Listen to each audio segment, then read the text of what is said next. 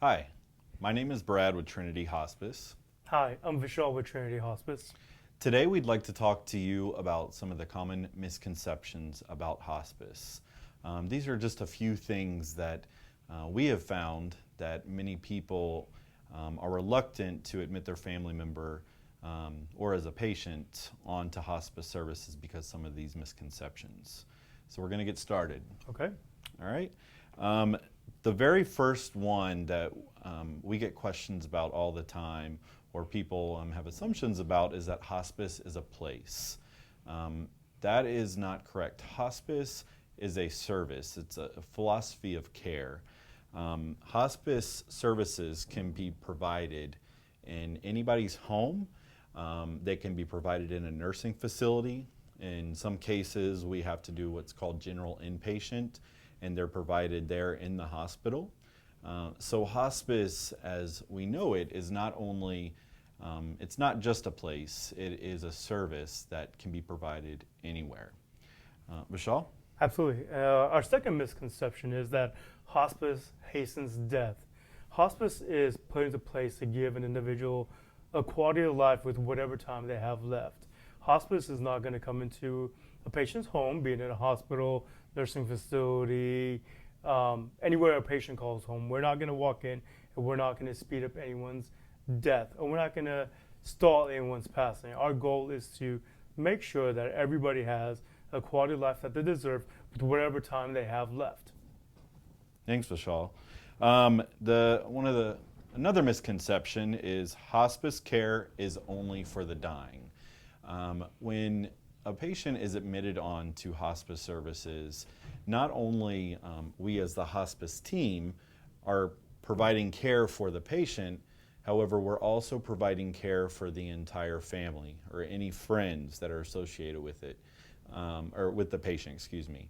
And we can do that through several different ways, with bereavement, with our chaplain services, with our social worker. We call that psychosocial. And we're going to follow the family and keep up with y'all even after the patient or your family member or loved one has passed away. So that's one of the misconceptions, is that hospice is only meant for the patient. Thank you, Michelle? bro. Next misconception we are going to talk about is medication is used to sedate a patient on services. That is one of the biggest misconceptions we hear all the time. Loved ones coming in and saying, hey, hospices come in, they're going to sedate my loved ones, keep them in bed until they're passing. That is completely false.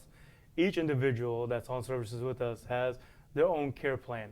So we have programmed our care specifically for that loved one. Our goal is to make sure that we manage an individual's pain, we manage an individual's care. We have a team that's going to make sure that that individual is not sedated, and we're going to make sure that they are given the best and quality of life that they deserve. Thank you, Vishal. Another misconception, we got just a couple more left. I hear this all the time. It's, I'd say, a little controversial, but a do not resuscitate order is required. That's that little form they ask you in the hospital. Now, there's two types of do not resuscitate forms. You have in-hospital ones that specifically when your loved one or the patient is in the hospital. And then in Texas, in the state of Texas, we have what's called an out-of-hospital DNR form. So there's two separate ones.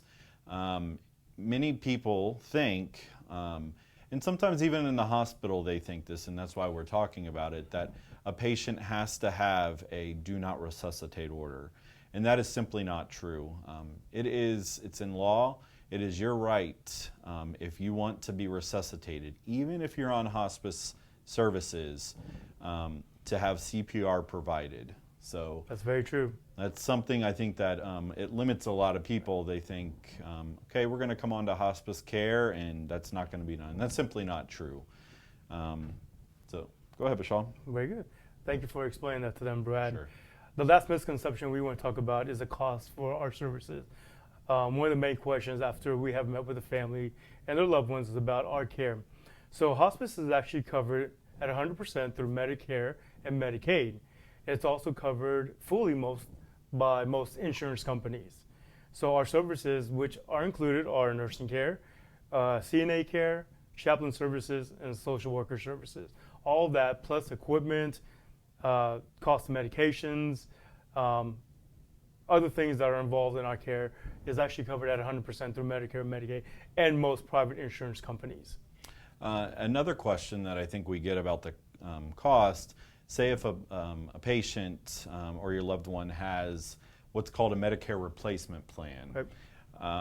you know, like AARP, Medicare Complete, things like that. Isn't it true that it reverts back to traditional Medicare? Yes, it does.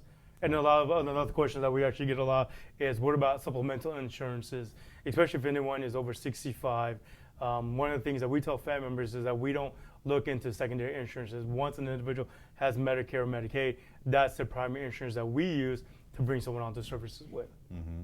And a little fact, that was part of the Medicare hospice benefit when hospice came around in the 1980s, when it was made as a Medicare hospice benefit. So it's been around since that time. Yep. So, well, folks, it's come to the end. We wanted to talk about just a few of the misconceptions we hear about hospice services, and just a little bit about Trinity. We are located here in Texas. We have locations in Houston, San Antonio, Dallas, and we branch out from all of those areas. And I think we're even branching out to Beaumont as well. Correct. We have, you want to make sure you see Miss Teresa Nolan, our representative, out.